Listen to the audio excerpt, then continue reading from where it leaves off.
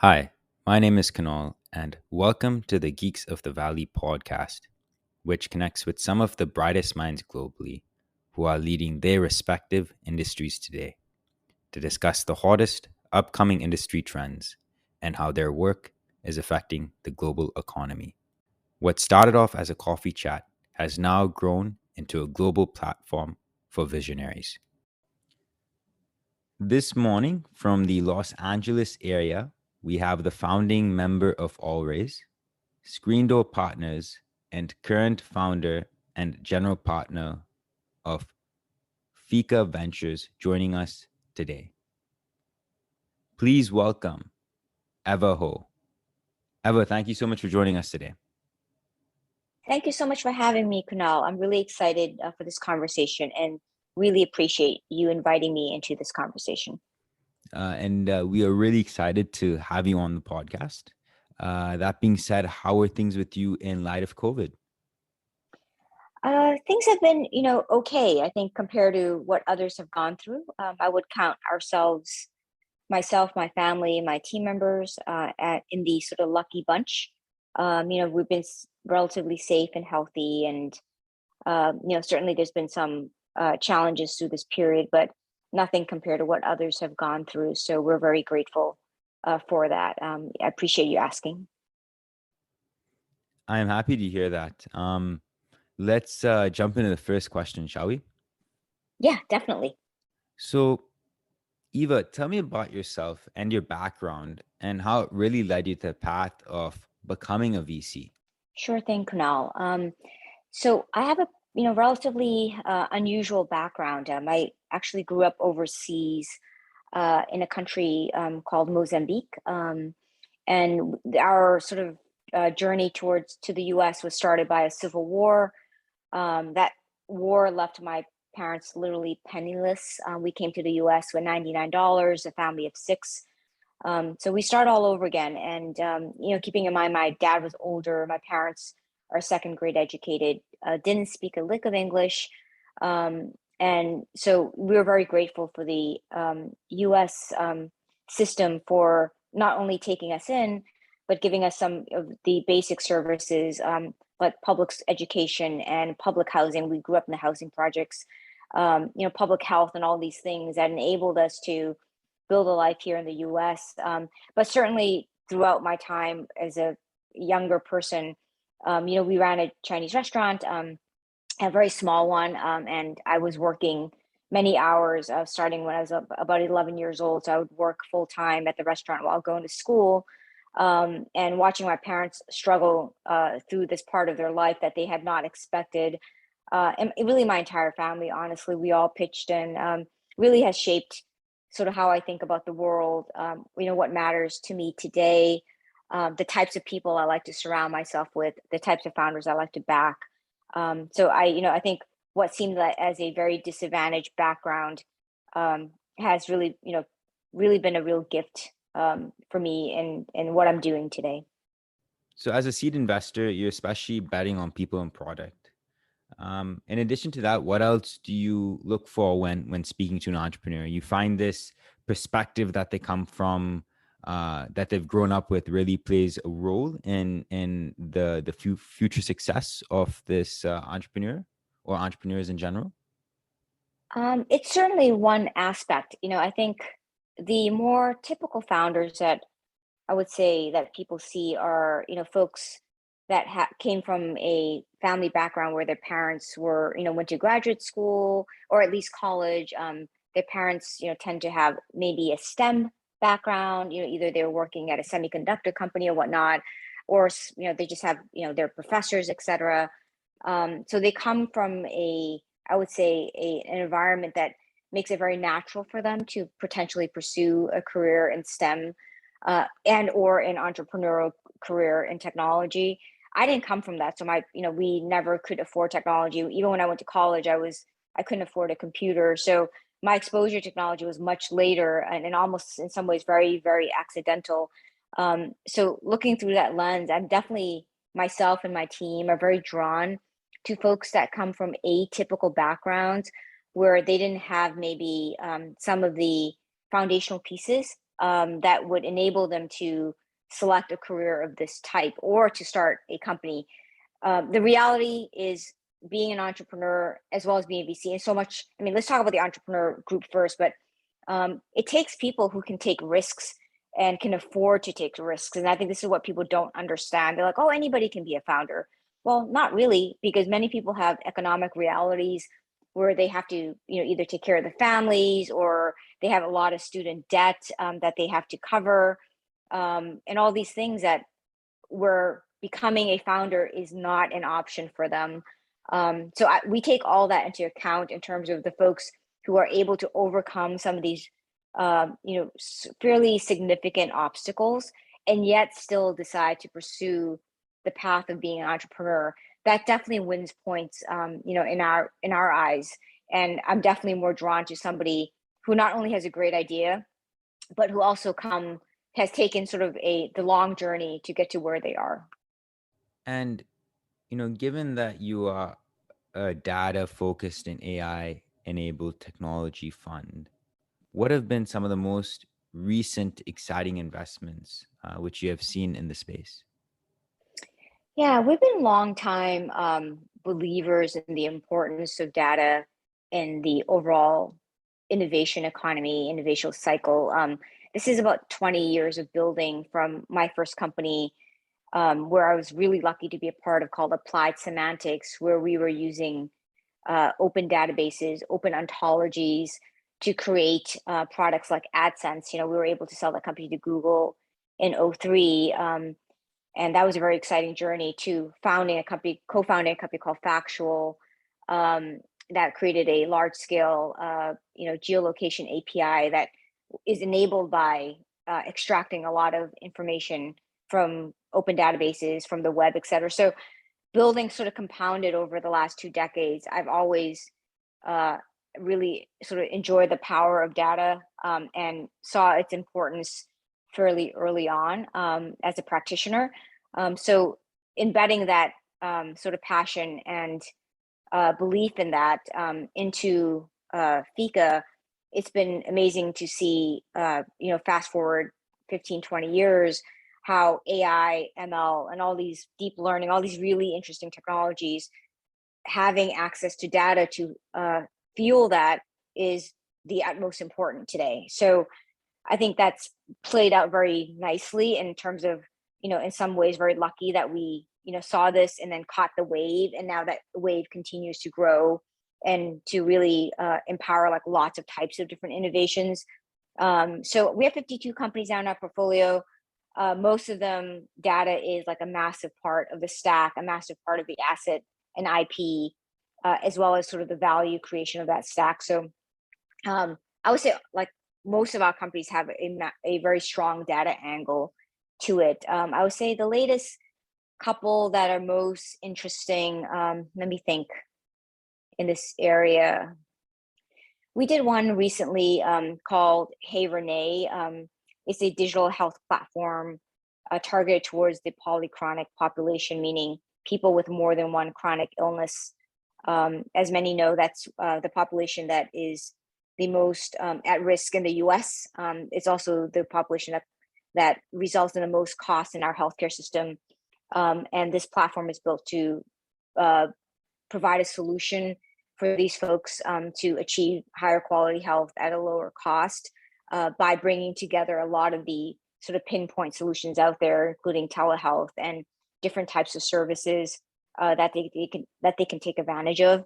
As part of that, data remains a big chunk of that because they collect a lot of information on these individuals.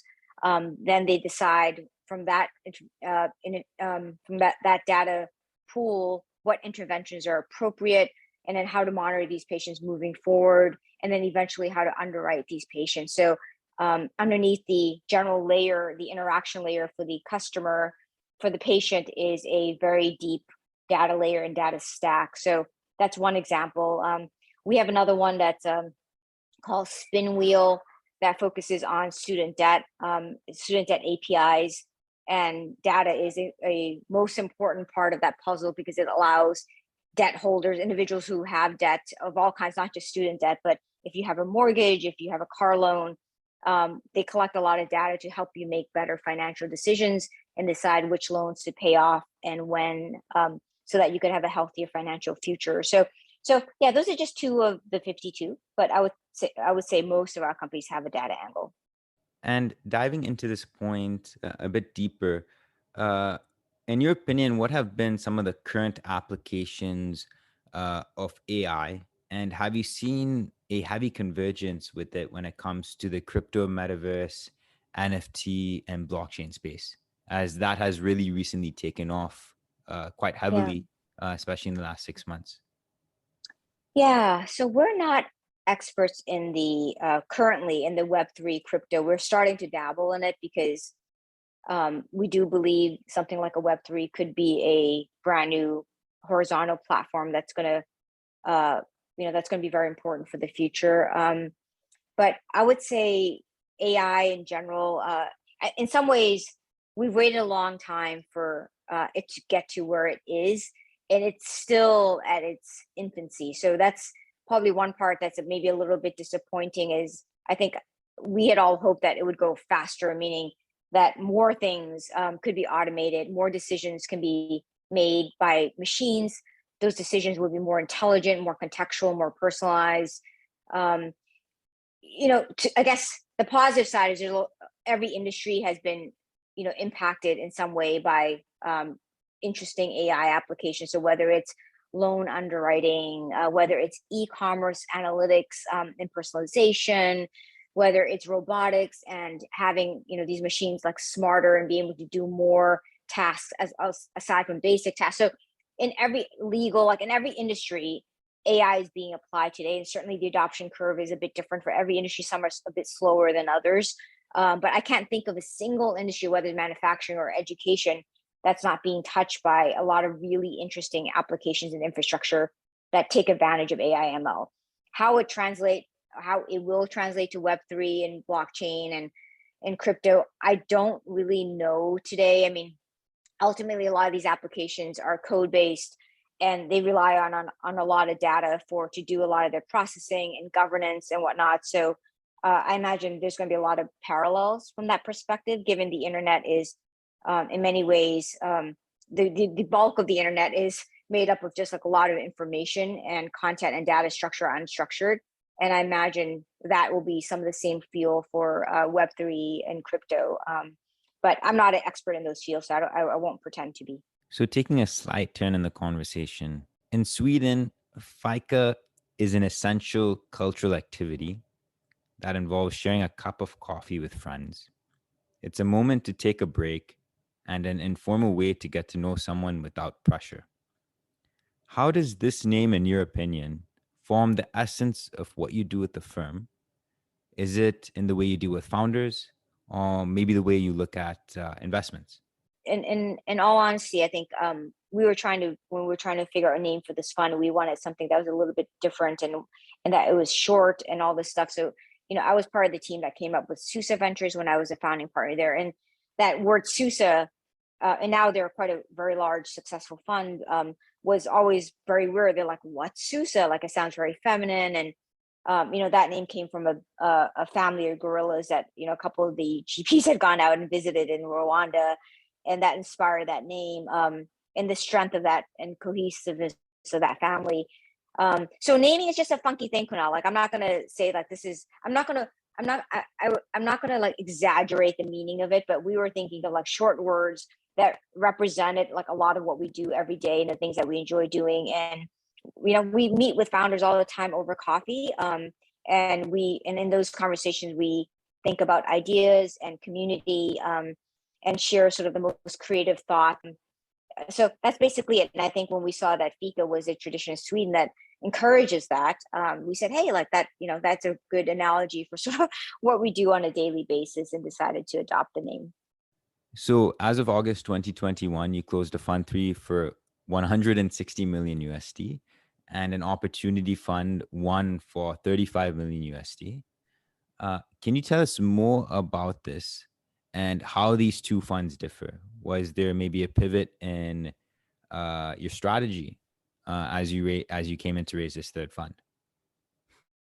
No, actually not at all. So what's happening with the venture ecosystem globally is everything has gotten just more expensive and rounds have gotten bigger. So we decided that we needed a slightly larger fund. Our last fund was 77 for our core fund. We decided that we wanted to be able to write slightly larger checks. And given that valuations have gone up, like we have to actually write bigger checks to maintain and grow our ownership a bit. I think our target for fund 2 was 8 to 9%, and then fund 3 we wanted to go above 10%. And again, you do the math with with the higher valuations, you literally just needed a slightly bigger sort of checkbook. But the fund strategy is identical, like in terms of the thesis areas, pre-Series A, our geos, like we added Canada to it, but not much more because there's just so much to do in the US. And in the US, given it's a fragmented market, there's a lot of second and tertiary markets that we have been interested in investigating, like Austin and Atlanta. So it's not all LA and coastal, coastal markets. So anyways, the 160 fit sort of the exact sort of strategy that we want to push forward, but just be able to like do a bit more. The opportunity fund is a common thing right now, Kunal, where for many funds that are onto their third and fourth funds, if their first couple of funds have companies that are doing well, where they're graduating in these funds and moving up, these opportunity funds are simple vehicles to capture pro rata. And pro rata for the audience is usually when you are doing a deal, as part of the investment terms, it's a right for the investor to buy up in the next round and or to maintain ownership with these pro rata rights. And if your companies are graduating nicely into, say, a Series A, Series B, Series C, those pro rata rights are very precious. But often the earlier funds are not big enough to absorb, those allocations. So for us, it was as basic as that. Is we wanted, we had a really nice graduation rate for fund 1 and fund 2 is still young, but fund 1 and our companies were growing very nicely, like better than we thought, and we wanted to make sure that we can preserve these pro rata rights and participate in these follow-on rounds. And the opportunity fund is just a simple vehicle to be able to do that. And it's a pretty common strategy for a lot of fund managers today because it's been a very healthy economy. And a lot of companies are growing faster than what the fund managers had, modeled out in the earlier days. And going off one of the points which you alluded to about how the valuations in the venture industry have increased heavily, right? A lot of people say recently with Tiger Global entering the industry over the past couple of years, they've really, taken a different approach, right?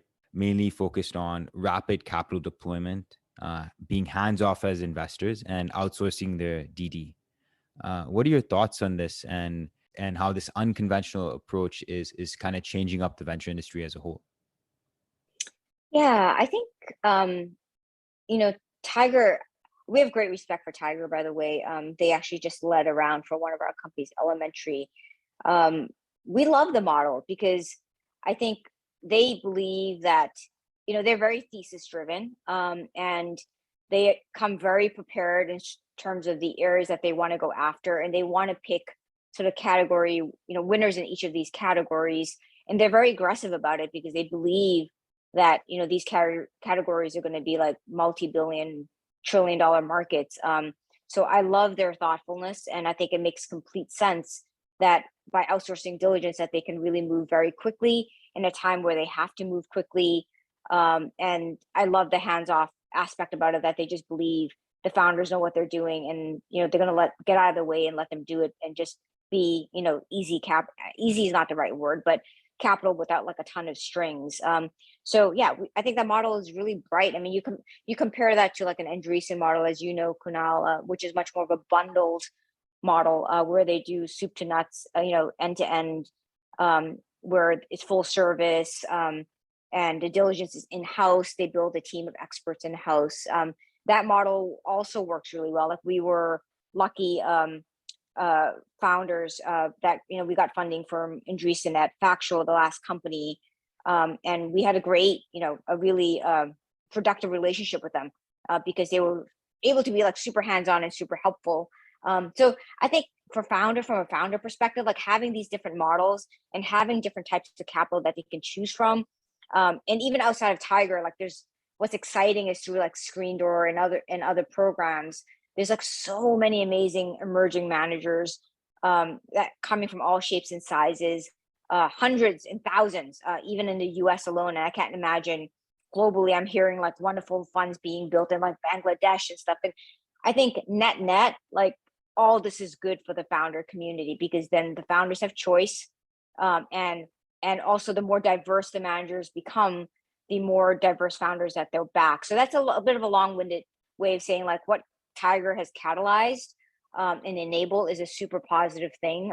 But at the end of the day, valuations are high, and we could go back and forth between me and you on whether that's good or not. But I'm not sure it's like a worthy exercise because in many times in this sort of tech economy, like we thought things were peaking and things were really expensive, but yet in those times, like amazing companies are born. And I would say, while we are pretty price disciplined, we try not to lead with just the valuation question alone because many of the best investments will seem very expensive, like when you're trying to get in. So, it's one element that we look at, but it's not like the major driver.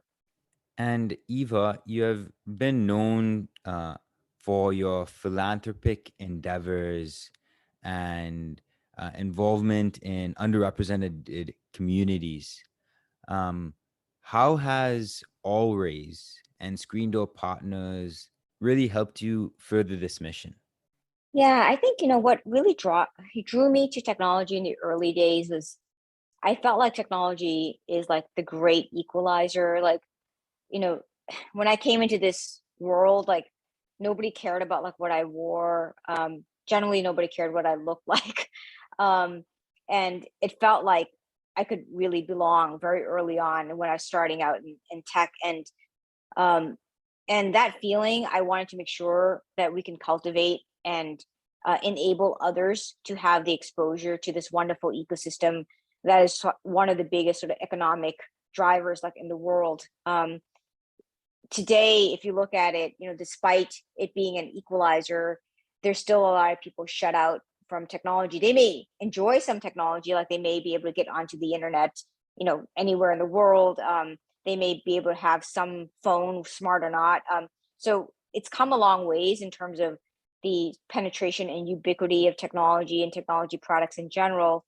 But the reality is the most powerful positions, the influencers and the people who run the companies and the people who run the funds are still extremely not diverse.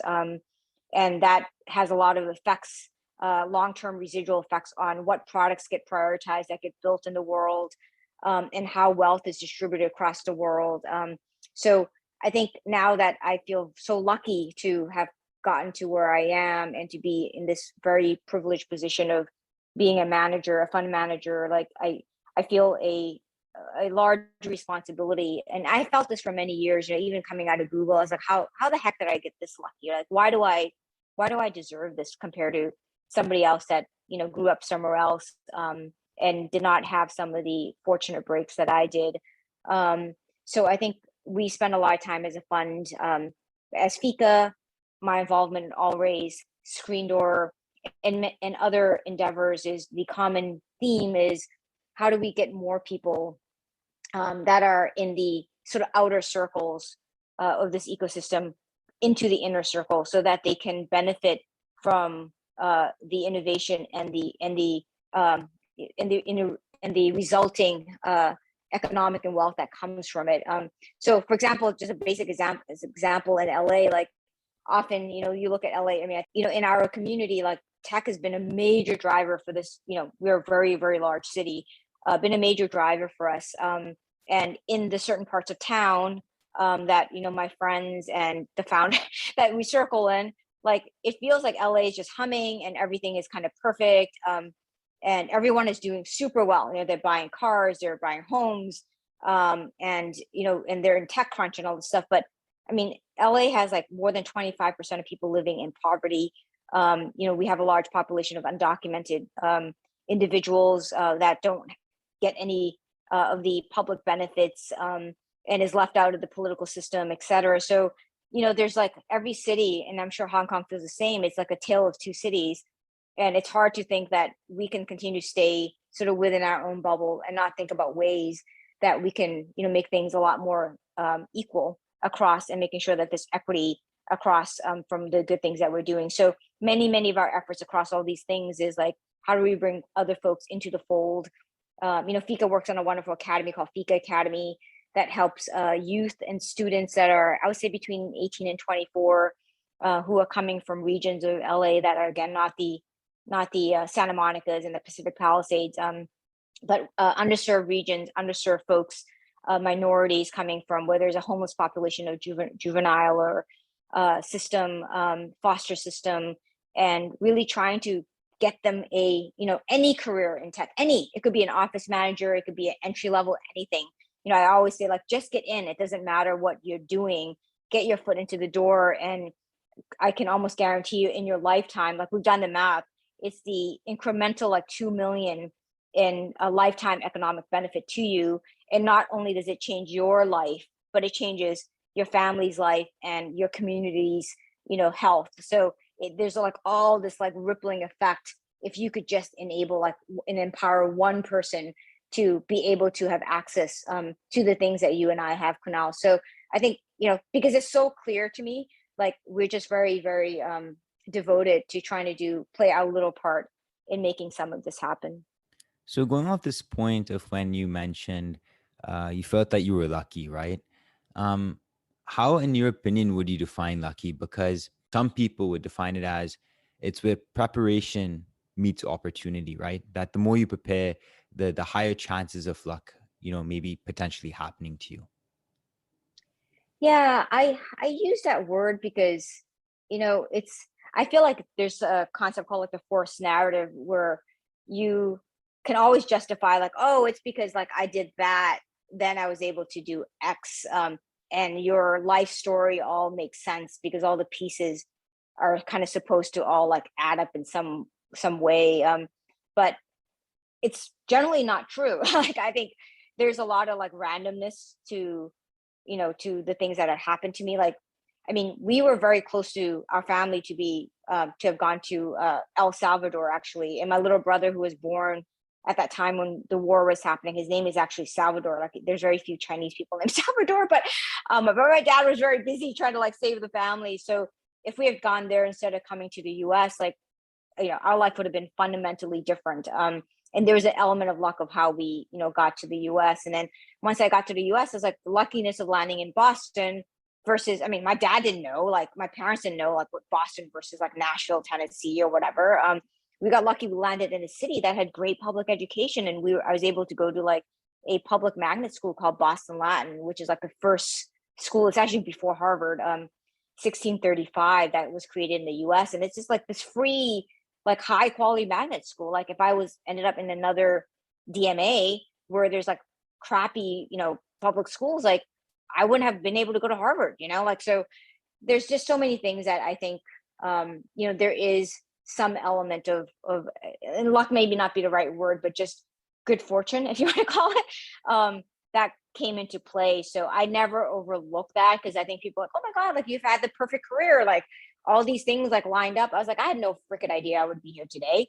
But I think the one thing that my dad always taught me is like, just whatever is presented in front of you, be grateful for it. And whatever you are doing, just be excellent at it. And I always took that very simple principle, and wherever like I landed, I was like, I'm just going to try to, I'm not the most polished, I'm 4'10" actually. You haven't met me, but like, I'm not going to be like the most like, physically like compelling individual, but like, I'm going to do a damn good job here. And I took that simple principle that my dad always, like my mom and dad always taught me. And I think in each of these opportunities, and when I work with young people today, I was like, whatever's given to you, like just do a good job at it, do an excellent job at it, and not always try to like look for the next thing to jump at, and not over optimize every decision in your life, because that's just not going to make it very rewarding for you. So again, pretty long-winded, but I'm very grateful for lots of things that happened that if it didn't happen, my life would have turned out differently. So in a way, whatever you put your mind to, give it your 100%. Yeah, because I think like a lot of the Gen Z folks I work with coming out of college, and it doesn't really matter often whether they come from a certain background. There's a commonality, like this thread, like I could always do better. Like, what's the next hot thing I could jump to? And who's the next fancy person I need to be around? Like, how often do I need to be on Instagram to get as many likes and as much attention? And I think all those sort of incentives are the wrong ones. And I often work with young people who says just focus on sort of what's in front of you, what's been offered to you. And even if the job is not like the perfect job, like just do your damn best at it, because there then people will notice who you are and notice what you're capable of. And I can guarantee you doors will just kind of open. Like I've been very fortunate now, like I never had to really look for a job after college. The first one was very hard to look for actually, but then after that, like people just like, oh, like if I put Eva on my team, like I know she's going to work really hard at this. She might not be the necessarily the brightest person or the fanciest person, but she's going to give it her all. And I think that's gotten me like that's like 80% of gotten me to where I am. And when I meet young people, I was like, you don't have to go to Stanford. Like you don't have to have like a massive high IQ. Like you just have to want it badly enough. And you really have to just wake up every day with a bit of gratitude of what's been given to you that so many people don't have an opportunity to experience. So yeah, so I think that's sort of the mentality I grew up with, and it's one that I feel like if some folks can adopt, it might get them it might get them somewhere. And Eva, you've had this, a very, very amazing background. And given this, I feel like we've kind of answered this question, but what piece of advice would you give to our listeners out there about the journey you've had so far in life? Um, I think accepting sort of what's is you can't change your parents, you can't change your background, you can't change where you're born. And I always this is the stuff that sometimes is just often heartbreaking for me, because I'm like how could somebody born in that zip code in that city, they're already like 16 steps back from somebody else born somewhere else on every aspect of life, whether it's economic, whether it's health indicators or whatever. And it's just a hard truth that's a reality that we all have to accept. I think my main advice is like accepting that and knowing what you're able to change and knowing that you're empowered to change, and owning your story. I think I grew up, I was super shy growing up, even through college. Like I never spoke and just desperately like afraid, because again, I didn't come from a family or environment that really cherished or treasured like the voice. My family was just like, keep your head down, don't cause any trouble, and study and read. And they never said, oh, you should be a leader, or you should be talking. Like it just culturally wasn't part of my family. And so I think growing up, I was very sometimes resentful because I didn't have these opportunities, and I couldn't, after school, I couldn't join clubs, I couldn't play sports, like I actually couldn't even afford to do like music because we couldn't afford like the violin and stuff. So so I was a resentful little kid that was just like, oh my God, why am I stuck with this like crappy situation? And why is my family stuck in this crappy situation? But as I have gotten older, like I look back and realize all those were parts of my story and part of the gift that's been given to me. I'm not religious at all, but it felt like it was just sort of meant to be, in terms of just having that background has given me such an advantage today, because I could look at the world, I feel like with so much more, gratitude. So I would say owning your story, and that can happen when some people are like can feel that power when they're like 20, and good for them. I certainly didn't. My voice came a lot later. But now I could share the story and feel proud of it, versus in the past, like, kind of like avoiding those pieces because, I didn't fit into, the Harvard class where everyone went to prep school and travel all over the world and et cetera. So I help young people sort of come into their own story and be able to accept it, treasure it. And if you don't love where you are, like find ways to be able to actively change it. And Eva, for the people out there who are interested in catching a cup of coffee with you, uh, what would be the best point of contact? Oh, that's such a, yeah. So I always appreciate people reaching out. My schedule is crazy, but I always like look for folks who are creative in how they reach out to me. But my email is just eva@fika.vc. And I'm probably more accessible than most. And I love hearing from folks that are trying to, break into the industry, et cetera. So yeah, I look forward to hearing from some of your audience members, and I just really appreciate this conversation. Eva, it was a pleasure having you on Geeks of the Valley, and thank you so much for joining us today. Thank you. Thank you so much, Kunal. It was such an honor.